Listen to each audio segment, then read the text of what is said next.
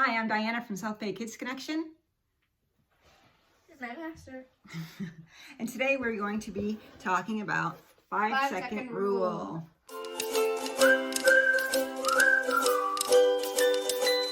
This is a really fun game. And I think the reason why it's fun is because of one thing. Do you know what that is? It gets people to say whatever's on their mind. The first thing they think of. Also, which is always funny. Also, I was thinking of this thing. I mean, kids just love to play with that thing. So this is your 5-second timer that everyone loves to be the holder. And actually, it's kind of good because usually people don't like to be the one listening.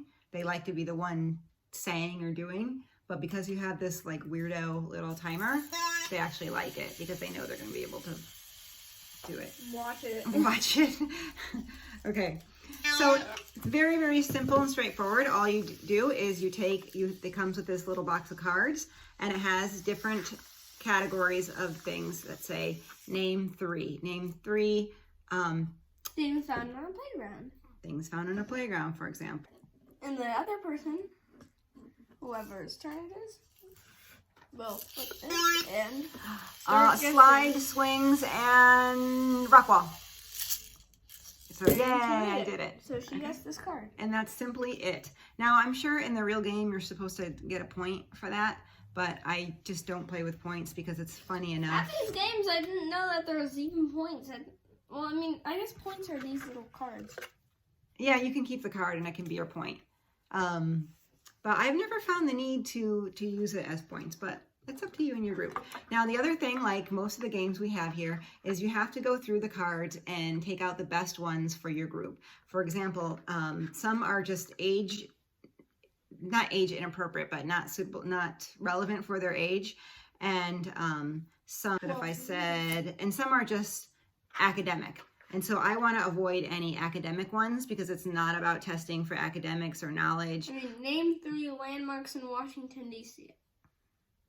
I have no clue. Yeah, and you don't want the last Washington, D.C. Washington. The last thing you want is for someone to feel dumb. It's supposed to be a fun game, quick things, and you want, if they blank, you know it's just because they blanked because they got excited, not because they blanked because they didn't know it.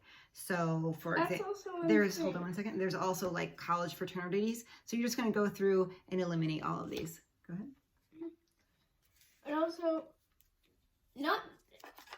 I like the feeling of like being on a timer and knowing you have to say whatever's on your mind.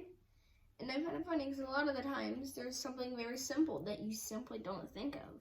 Yeah, once you're on the timer, that's another good point. Usually what I do to the group is I let them know right away, like, hey, a lot of people blank. I know I do when it's all of a sudden you have a timer. You can say, what's your name? And then you put a timer and a weird sound and you're like, I don't know what my name is.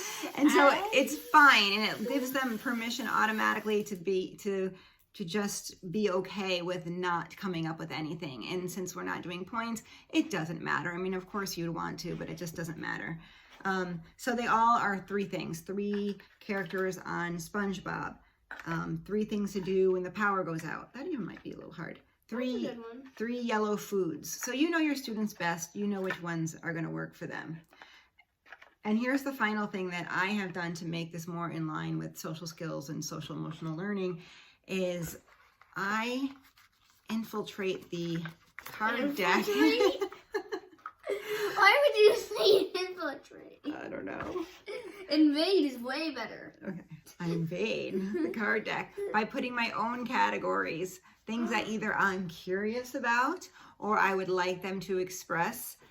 Oh no, not learning in a farm educational game. But I mix it up. So for example, I might put, again, not something hard or something like too deep, but name 3 things that you love.